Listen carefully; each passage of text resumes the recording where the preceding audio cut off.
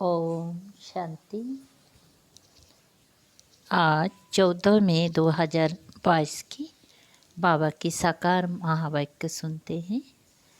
प्यारे बाबा बोले, मीठे बच्चे, शरीर निर्वाह अर्थ कर्म भल करो, लेकिन कम से कम 8 घंटा बाप को याद कर सारे विश्व को शांति का दान दो। आप समान बनाने की सेवा करो। प्रश्न है, सूर्यवंशी घराने में ऊंच पद पाने का पुरुषार्थ क्या है? उत्तर है, सूर्यवंशी घराने में ऊंच पद पाना है तो बाप को याद करो और दूसरों को कराओ। जितना जितना स्वदर्शन चक्रधारी बनेंगे और बनाएंगे उतना ऊंच पद पाएंगे। 2. पुरुषार्थ कर पास वेद अनर बनो। ऐसा कोई कर्म ना हो जो सज़ा खानी पड़े। सज़ा खाने वालों का पद भ्रष्ट हो जाता है। गीत बजा इस पाप की दुनिया से। ओम शांति। ये है बच्चों की प्रार्थना। किन बच्चों की? जिन्होंने अब तक नहीं जाना है। तुम बच्चे जान गए हो कि इस पाप की दुनिया से बाबा हमको पुण्य की दुनिया में ले जा रहे हैं। वहाँ सदैव आराम ही आराम है, दुख का नाम नहीं। अब अपने दिल से प्रश्न पूछा जाता है कि हम उस सुखधाम से फिर इस दुखधाम में कैसे आ गए। ये तो सभी जानते हैं कि भारत प्राचीन देश है। भारत ही सुखधाम था। एक ही भगवान भगवती का राज्य था। गॉड कृष्णा, गॉडेज राधे अथवा गॉड नारायण, गॉडेज लक्ष्मी राज्य करते थे। सभी जानते हैं। अब फिर भारतवासी ही अपने को पतित भ्रष्टाचारी क्यों कहते हैं? जानते भी हैं भारत सोने की चिड़िया था। पारसनाथिनी का राज्य था। फिर इस भ्रष्टाचारी अवस्था को कैसे पाया?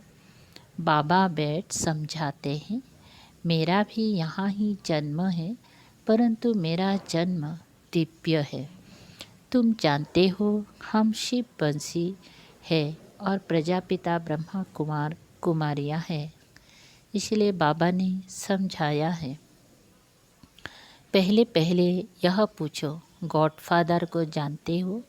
कहेंगे फादर है ना, फिर संबंध क्या पूछते हैं? पिता तो हो ही गया। शिव वंशी तो सभी आत्माएं हैं, तो सब ब्रदर्स हैं। फिर साकार प्रजापिता ब्रह्मा से क्या संबंध है? तो सभी कहेंगे पिता है ना, जिनको आदि देव भी कहते हैं।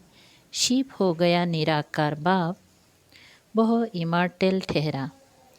आत्माएं भी इमॉर्टल हैं। बाकी साकार एक शरीर छोड़ दूसरा लेते हैं। निराकार शिव वंशी हैं, उसमें फिर कुमार कुमारियाँ नहीं कहेंगी। आत्माओं में कुमार कुमारीपना नहीं होता। प्रजापिता ब्रह्मा के बच्चे हैं तो उसमें कुमार कुमारियाँ हैं। शिव वंशी तो पहले से ही हैं। शिव बाबा पुनर्जन्म में नहीं आते हैं, हम आत्माएं पुनर्जन्म में आती हैं। अच्छा, तुम जो पुण्य आत्माएं थी फिर पापात्माएं कैसे बनी? बाप कहते हैं, तुम भारतवासियों ने अपने आप को चमाट लगाई है। कहते भी हो परम पिता, फिर उनको सर्वव्यापी कह देते हो। पुण्य आत्मा बनाने वाले बाप को तुमने कुत्ते बिल्ली पत्थर ठिक्कर सब में ठोक दिया है। वो बेहद का बाप है जिसको तुम याद करते हो। वही प्रजापिता ब्रह्मा के मुख द्वारा ब्राह्मण रचते हैं। तुम ब्राह्मण फिर देवता बनते हो। पतित से पावन बनाने वाला एक ही बाप ठहरा। उनको सबसे जास्ती तुमने डिफेम किया है, इसीलिए तुम्हारे पर धर्मराज द्वारा केस चलेगा। तुम्हारा सबसे बड़ा दुश्मन है 5 विकारों रूपी रावण। तुम्हारी है राम बुद्धि, बाकी सबकी है रावण बुद्धि। राम राज्य में तुम कितने सुखी थे, रावण राज्य में तुम कितने दुखी हो। वहाँ पावन डिनेस्टी, यहाँ है पतित डिनेस्टी। अब किसकी मत पर चलना है? पतित पावन तो एक ही निराकार है। ईश्वर सर्वव्यापी है, ईश्वर हाजिरा हुजूर है, ईश्वर हाजिरा हुजूर हैं। कसम भी ऐसे ही उठाते हैं। यह सिर्फ तुम बच्चे ही जानते हो कि बाप इस सहज क्या बताए, बाप इस समय हाजिरा हुजूर है, हम आँखों से देखते हैं। आत्मा को पता पड़ा है परम पिता परमात्मा इस शरीर में आया हुआ है। हम जानते हैं, पहचानते हैं शिव बाबा फिर से ब्रह्मा में प्रवेश हो हमको वेदों शास्त्र का सार और सृष्टि के आदि मध्य अंत का राज बतलाए, त्रिकालदर्शी बना रहे। स्वदर्शन चक्रधारी को ही त्रिकालदर्शी कहा जाता है। विष्णु को ये चक्र देते, तुम ब्राह्मण ही फिर सो देवता बनते हो। देवताओं की आत्मा और शरीर दोनों पवित्र है। तुम्हारा शरीर तो विकार से बना हुआ है ना, फल तुम्हारी आत्मा अंत में पवित्र हो जाती है, परंतु शरीर तो पतित है ना, इसलिए तुमको सुदर्शन चक्र नहीं दे सकते। तुम संपूर्ण बनते हो, फिर विष्णु की विजय माला बनते हो, रुद्रमाला और फिर विष्णु की माला। रुद्रमाला है निराकारी, और वो जब साकार में राज्य करते हैं तो माला बन जाती है। तो इन सब बातों को तुम अभी जानते हो, गाते भी हैं। पतित पावन आओ तो जरूर एक हुआ ना। सर्व पतितों को पावन बनाने वाला एक ही बाप है। तो पतित पावन most beloved incorporeal God father ठहरा, वो है बड़ा बाबुल। छोटे बाबा को तो सब बाबा बाबा कहते रहते हैं। जब दुख होता है तब परम पिता परमात्मा को याद करते हैं। यह बड़ी समझने की बातें हैं। पहले ये सब बातें समझानी है। परम पिता परमात्मा से आपका क्या संबंध है? शिव जयंती तो मनाते हैं। निराकार परम पिता परमात्मा की महिमा बड़ी भारी है। जितना बड़ा इम्तिहान उतना बड़ा टाइटल मिलता है ना। बाबा का टाइटल तो बहुत बड़ा है। देवताओं की महिमा तो कमन है। सर्वगुण संपन्न 16 कला संपूर्ण, बड़ी हिंसा है काम कटारी चलाए एक दो को, आदि मध्य अंत दुख देते हैं। यह है बड़ी भारी हिंसा। अभी तुमको डबल अहिंसक बनना है। भगवानुवाच, हे बच्चे, तुम आत्माएं हो, हम परमात्मा हैं। तुम 63 जन्म विषय सागर में रहे हो, अब हम तुमको क्षीर सागर में ले जाते हैं। बाकी पिछाड़ी के थोड़ा समय तुम पवित्रता की प्रतिज्ञा करो। ये तो अच्छी मत है ना। कहते भी हैं हमको पावन बनाओ। पावन आत्माएं मुक्ति में रहती हैं। सतयुग में है जीवन मुक्ति। बाप कहते हैं अगर सूर्यवंशी बनना है तो पूरा पुरुषार्थ करो, मुझे याद करो और औरों को भी याद कराओ। जितना जितना सुदर्शन चक्रधारी बनेंगी और बनाएंगी उतना ऊंच पद पाएंगे। अभी देखो यह प्रेम बच्ची देहरादून में रहती हैं। इतने सब देहरादून निवासी सुदर्शन चक्रधारी तो नहीं थे।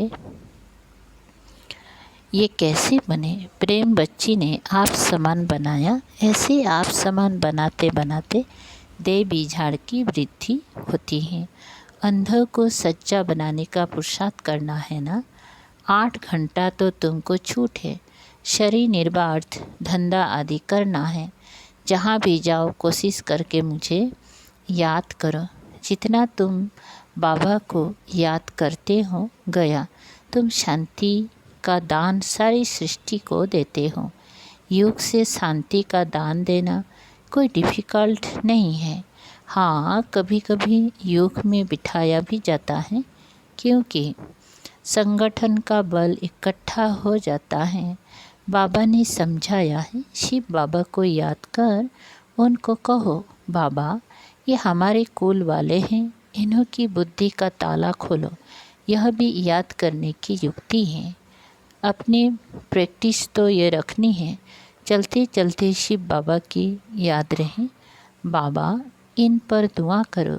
दुआ करने वाला रहम दिल तो एक ही बाबा है। हे भगवान, इस पर रहम करो। भगवान को ही कहेंगे ना, वही मर्सीफुल, नॉलेजफुल, ब्लिसफुल है। पवित्रता में भी फूल है, प्यार में भी फूल है। तो ब्राह्मण कुलभूषणों का भी आपस में कितना प्यार होना चाहिए। किसी को भी दुख नहीं देना है।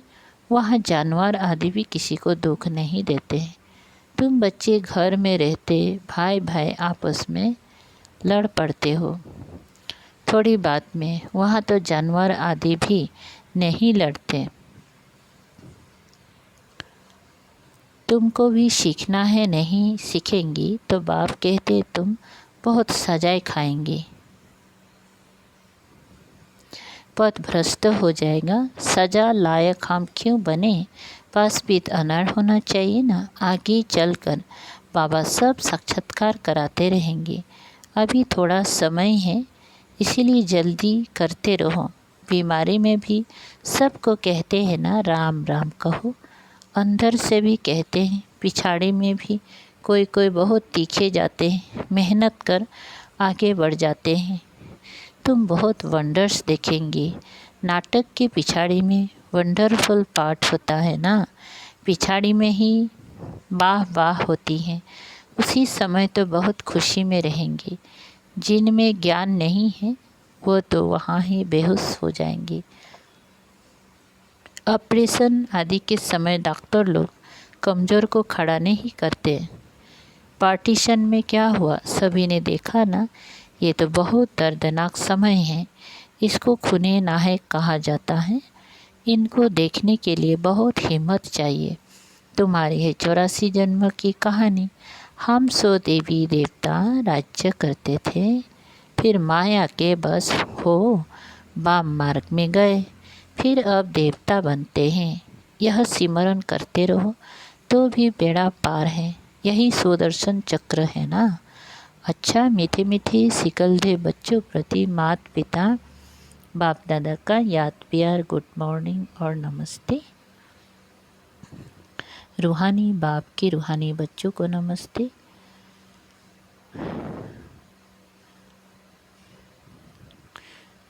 हम रूहानी बच्चों को भी रूहानी बाप दादा को याद प्यार, गुड मॉर्निंग और नमस्ते नमस्ते। शुक्रिया बाबा, थैंक यू बाबा। सार है एक, बाप समान सर्व गुणों में फूल बनना है। आपस में बहुत प्यार से रहना है। कभी किसी को भी दुख नहीं देना है। 2, चलते फिरते बाप को याद करने का अभ्यास करना है। याद में रहे सारे विश्व को शांति का दान देना है। वरदान है, ज्ञान के राजों को समझ सदा अचल रहने वाले निश्चय बुद्धि विघ्न विनाशक भव। विघ्न विनाशक स्थिति में स्थित रहने से कितना भी बड़ा विघ्न खेल अनुभव होगा। खेल समझने के कारण विघ्नों से कभी घबराएंगे नहीं, लेकिन खुशी खुशी से विजयी बनेंगे और डबल लाइट रहेंगे। ड्रामा के ज्ञान की स्मृति से हर विघ्न नथिंग न्यू लगता है। नई बात नहीं लगेगी, बहुत पुरानी बात है। अनेक बार विजयी बने हैं।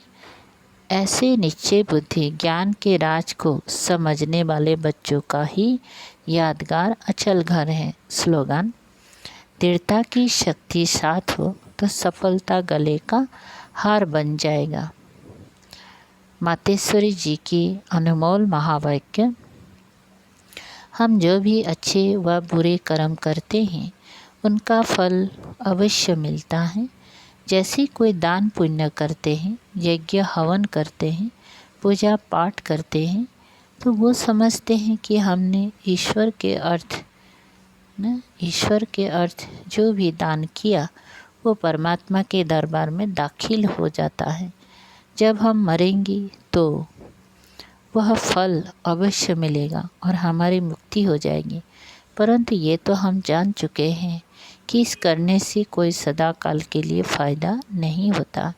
ये तो जैसे कर्म हम करेंगे उससे अल्पकाल क्षणभंगुर सुख की प्राप्ति अवश्य होती है, मगर जब तक यह प्रैक्टिकल जीवन सदा सुखी नहीं बनी है तब तक उसका रिटर्न नहीं मिल सकता।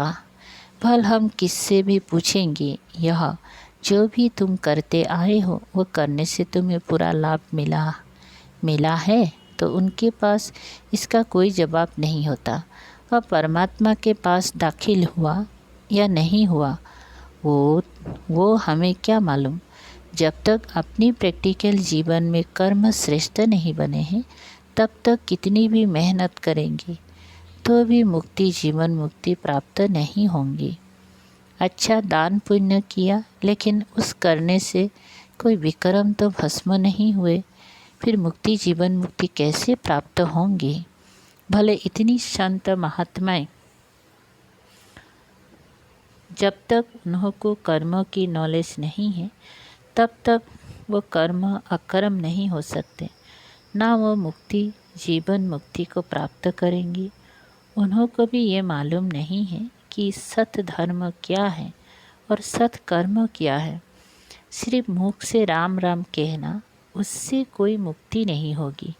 बाकी ऐसी समझ बैठना कि मरने के बाद हमारी मुक्ति होगी, उन्हों को ये पता ही नहीं कि मरने के बाद क्या फ़ायदा मिलेगा, कुछ भी नहीं। बाकी तो मनुष्य अपने जीवन में चाहे बुरा कर्म करे चाहे अच्छे कर्म करे, वो भी इस जीवन में ही भोगना है।